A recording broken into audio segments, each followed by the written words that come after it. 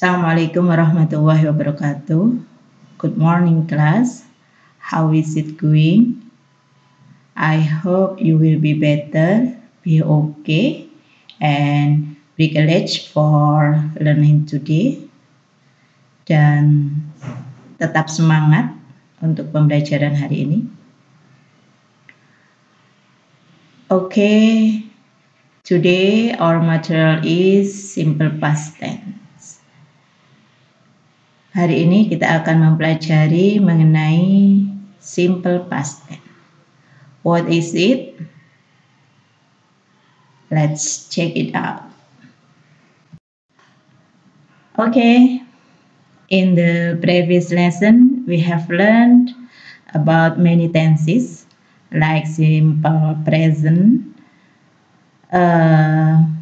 daily routines, present continuous, and the last week we have learned about comparative degree.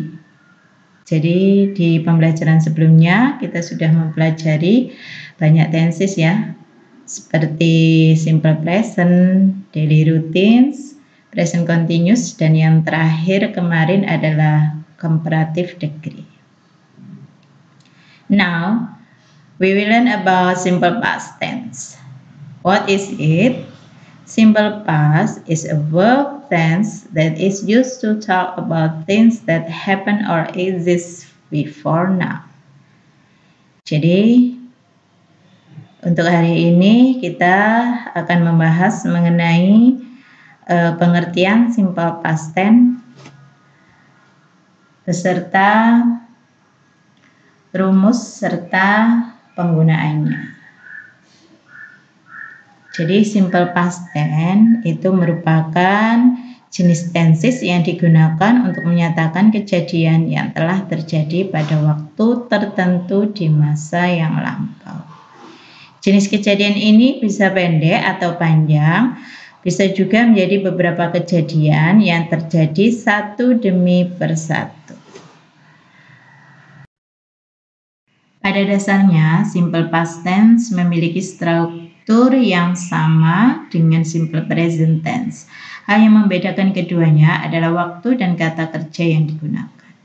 Bentuk kata kerja yang digunakan pada simple past tense ini harus berupa bentuk kata kerja kedua atau verb to, atau dalam bahasa Indonesianya adalah kata kerja masa lampau, yang terdiri dari dua jenis kata kerja, yakni regular verb atau kata kerja beraturan, dan yang kedua adalah irregular verb atau dalam bahasa Indonesianya adalah kata kerja yang tidak beraturan. Perhatikan gambar berikut. Di samping ini ada kata watch menjadi watch. Ini merupakan contoh regular verb. Kemudian eat menjadi ate. Ini merupakan contoh dari irregular verb atau kata kerja tidak beraturan. Selanjutnya ada walk menjadi walk. Ini contoh regular verb. Dan eat menjadi ate. Ini sama seperti gambar yang di atas. Merupakan contoh kata kerja tidak beraturan atau dalam bahasa Inggrisnya irregular verb. Oke, kelas, untuk memperjelas pemahaman kalian mengenai regular verb and irregular verb, berikut beberapa contoh kata kerja bentuk pertama menjadi bentuk kedua. Regular verb merupakan kata kerja yang ditambahkan imbuhan D atau ed pada akhir kata kerja dasar. Contoh kata kerja ask plus ed berubah menjadi ask, artinya meminta. Look plus ed menjadi look, artinya melihat. Decide menjadi decided, artinya memutuskan. Kemudian love plus id menjadi loved, artinya mencintai atau menyayangi juga bisa. Kemudian ada destroy menjadi destroyed, artinya menghancurkan. Kata kerja select menjadi selected, artinya memilih. Endure menjadi endured, artinya bertahan. Study menjadi studied, artinya belajar. Happen menjadi happened, artinya kejadian atau terjadi. Dan yang terakhir ada surrender menjadi surrendered, artinya menyerahkan atau bisa melepaskan. Untuk yang kedua, irregular verb merupakan kata kerja yang tidak mengikuti formula baku seperti regular verb ya, yang ditambah d or ed di belakang akhir kata kerja dasar. Kalau untuk irregular verb itu merupakan kata kerja yang tidak mengikuti formula baku dan mempunyai bentuk kedua sendiri. Berarti sudah ada ketentuannya. Contoh, be menjadi was or were, bentuk keduanya. Kemudian build menjadi build, artinya membangun atau membuat juga bisa. Kata kerja pertama begin menjadi bentuk keduanya began, artinya memulai. Choose menjadi choose, artinya memilih. Kemudian kata kerja break menjadi bentuk keduanya broke, artinya memutahkan atau merusak juga bisa. Kemudian do menjadi did, artinya melakukan. Bring menjadi brought, artinya membawa. Make, kata kerja bentuk pertama make menjadi made, bentuk keduanya artinya membuat. Kemudian buy menjadi bought, artinya membeli. Dan yang terakhir teach, kata kerja pertama teach menjadi taught, bentuk keduanya artinya mengajari. Dan masih banyak contoh-contoh lainnya ya. Namun ada sebagian irregular verb yang memiliki bentuk kata kerja yang sama dengan bentuk kata kerja dasar. Sebagai contohnya, kata kerja pertama put, bentuk keduanya tetap ya, put artinya meletakkan. Kemudian bentuk pertama dari split, bentuk keduanya tetap split, artinya membagi. Spread artinya menyebarkan atau membentangkan, bentuk keduanya sama. Selanjutnya ada kata set, artinya mengatur, bentuk keduanya juga sama, set. Cut, bentuk keduanya sama menjadi cut, artinya memotong. Perhatikan bagan simple past tense berikut.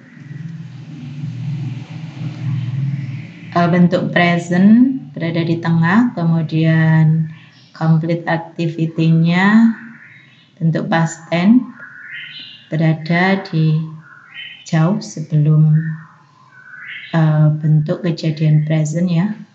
Kemudian untuk future ini kejadian yang terjadi setelah bentuk present tense atau bentuk yang akan datang.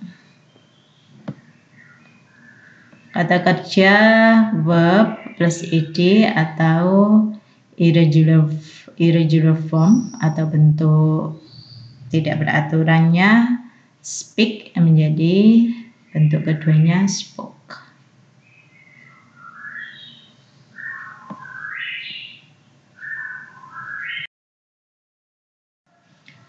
Untuk penggunaan keterangan waktu atau dalam bahasa Inggrisnya adverb of times, yang pertama suatu tahun atau bulan yang sudah berlalu.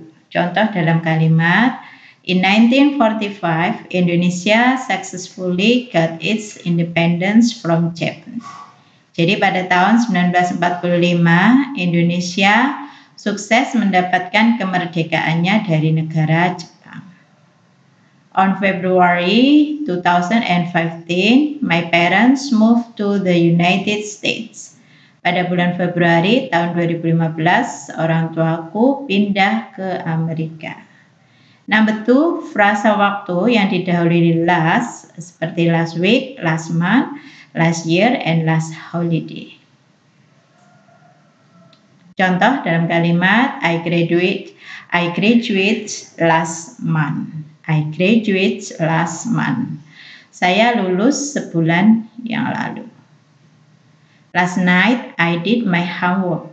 Tadi malam saya telah mengerjakan PR saya. Last holiday, I went to Bali. Liburan kemarin saya pergi ke Bali. Number 3, frasa waktu yang diikuti oleh ago, seperti 3 months ago, few days ago, 1 year ago. 3 months ago, 3 bulan yang lalu, few days ago, beberapa hari yang lalu, 1 year ago artinya 1 tahun yang lalu. Contoh dalam kalimat, my passport expired 1 year ago. Jadi paspor saya kadaluarsa 1 tahun yang lalu. The legendary singer Prince died a few days ago. Jadi penyanyi legendaris meninggal beberapa hari yang lalu. Telah meninggal beberapa hari yang lalu. Yang terakhir, keterangan waktu lainnya yang menyatakan waktu lampau seperti yesterday, the day before, yesterday, and this morning. Yesterday artinya kemarin, the day before yesterday berarti sehari sebelum kemarin, kemudian this morning, pagi ini ya. Contoh dalam kalimat, she didn't come to the office yesterday. Dia tidak datang ke kantor kemarin. I had my breakfast this morning. Saya telah sarapan pagi ini. I visit him the day before yesterday. Saya telah menjenguknya sehari sebelum kemarin. Seperti di pembahasan tenses sebelumnya, untuk rumus simple past tense hampir sama dengan rumus simple present tense ya. Cuma yang membedakan adalah verb sama to be-nya berubah menjadi bentuk kedua. Untuk positive sentence, rumus yang pertama kita gunakan subject plus verb to or ed plus adjective, baru kemudian adverb. Contoh, we attended the festival last week. We attended the festival last week. Kita menghadiri festival minggu kemarin. Yang kedua, subject plus to be. To be-nya berubah menjadi was or were. Baru kemudian adjective or adverb. Contoh dalam kalimat, she was absent yesterday. She was absent yesterday. Dia absen kemarin. Untuk to be, was or were, was untuk subjek, I, he, she, it ya. Kemudian were untuk subjek, you, they, we. Jadi perbedaannya untuk simple present sama simple past tense terletak pada to be sama verb-nya. Berubah menjadi bentuk kedua. Untuk negative sentence, bentuk yang pertama subject plus did not plus infinitive verb or verb one. Jadi bentuk verbnya kembali ke bentuk semula atau bentuk pertama. Baru kemudian objek, setelah itu adverb. Contoh, we didn't attend the festival last week. We did not attend the festival last week. Kita tidak menghadiri festival minggu kemarin. Oke, selanjutnya subject plus was or were, baru kemudian ditambah not. Setelah itu adjective or adverb. Contoh, she was not absent yesterday. She was not absent yesterday. Dia tidak absen kemarin. Jadi untuk ciri-ciri kalimat negatif itu adalah terdapat kata not. Diingat ya. Yang terakhir, interrogative sentence. Auxiliary did berada di awal, baru kemudian subject, setelah itu infinitive verb atau verb pertama, baru kemudian object, dan yang terakhir adalah adverb atau kata keterangan. Contoh, did they attend the festival last week? Did they attend the festival last week? Apakah mereka menghadiri festival minggu kemarin? Bentuk yang kedua, was or were-nya berada di awal, baru kemudian subject, setelah itu adjective or adverb. Contoh perubahan dalam bentuk kalimat pertanyaan atau interrogative sentence adalah was she absent yesterday? Was she absent yesterday? Jadi to be was berada di awal. Begitu juga dengan auxiliary did yang kita letakkan di awal untuk kalimat interrogatif. Apakah dia absen kemarin? Gitu ya, kira-kira arti dari was she absent yesterday. Oke, next, fungsi dan penggunaan simple past tense. Yang pertama, untuk membicarakan aksi yang terjadi dengan durasi waktu tertentu di masa lampau. Preposition for dapat digunakan untuk menyatakan periode waktu kejadian. Contoh dalam kalimat, Vina and I went to the Ragunan Zoo 3 months ago. Vina and I went to the Ragunan Zoo 3 months ago.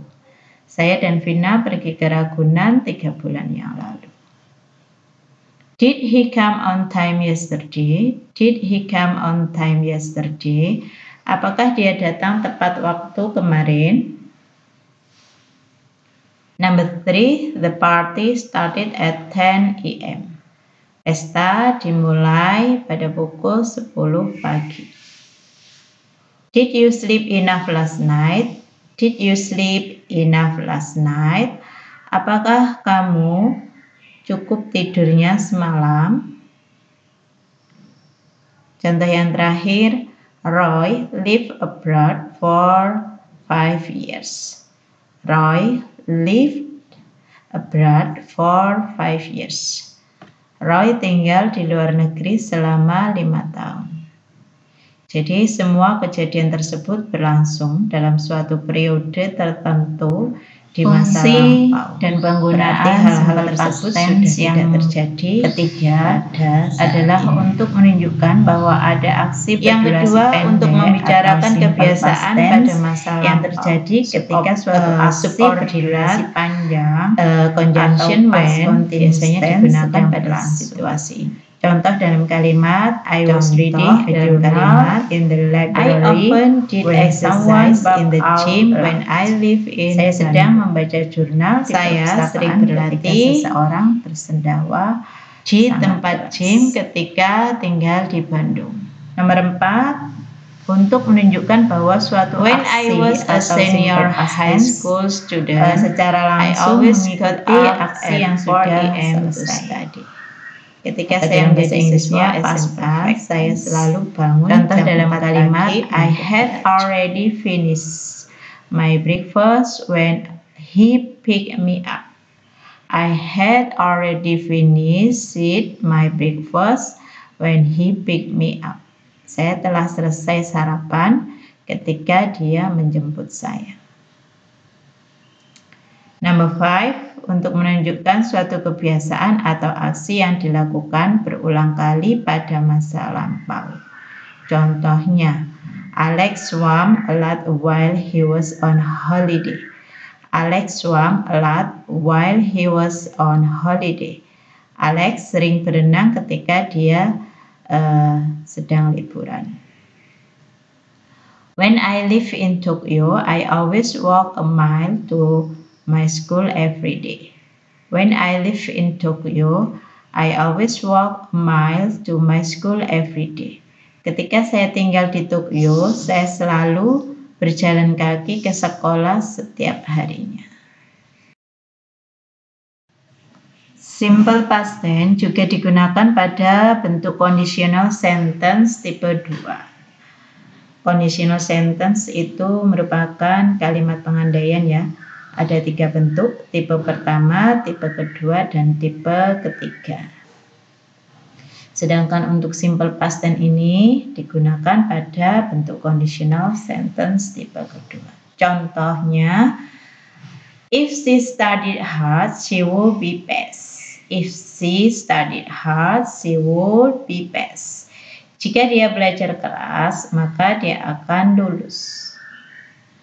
I would buy sport car if I had much money. I would buy sport car if I had much money. Saya akan membeli mobil sport jika punya uang banyak. Jadi bentuk pengandaian tipe 2 ini kejadiannya kemungkinan bisa terjadi. Fungsi dan penggunaan yang terakhir adalah untuk menjelaskan kepunyaan atau kepemilikan pada masa lampau. Contohnya, she did not have a car when she was in college.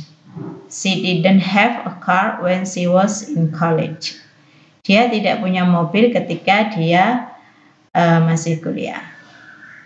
My family didn't own a house. My family didn't own a house. Keluargaku tidak memiliki rumah. The books belong to my brother. The books belong to my brother. Jadi buku-buku itu milik kakak laki-laki saya. Kalimat-kalimat simple past tense tersebut di atas menyatakan bahwa kepemilikan atau ketidakpunyaan terjadi di masa lampau. Jadi untuk masa sekarang sudah mengalami perubahan. Ya. Untuk penggunaan simple past tense sama dengan penggunaan simple present tense. Yang membedakan hanyalah bahwa peristiwa terkait sudah terjadi di masa lampau dan tidak terjadi lagi pada masa sekarang. Hal inilah yang harus selalu kalian ingat pada saat menggunakan bentuk simple past tense sekarang ya. Sekarang untuk catatan yang harus kalian ketahui dalam kaitannya dengan to be, untuk simple present to be ada is, am, are. Sedangkan untuk to be simple past tense berubah menjadi was and were. Untuk subject was adalah he, she, it. Kemudian untuk were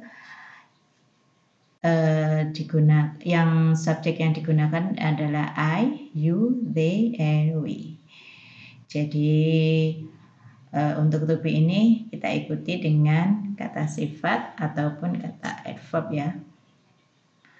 Adjektif sendiri atau kata sifat dalam bahasa Indonesianya contohnya ada beautiful, kemudian short artinya pendek ya, smart, pandai, big, besar, tall, tinggi.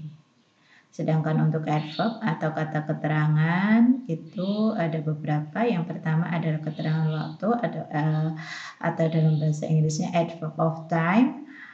Contohnya yesterday artinya kemarin, last week minggu kemarin, 1 year ago 1 tahun yang lalu, dan lain sebagainya.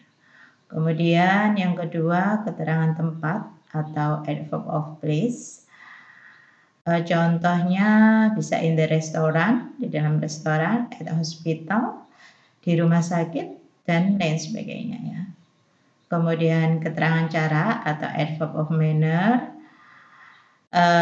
contohnya bisa kindly, artinya dengan ramah, bravely, artinya dengan berani, kemudian quickly, artinya dengan cepat. Dan masih banyak contoh-contoh yang lainnya.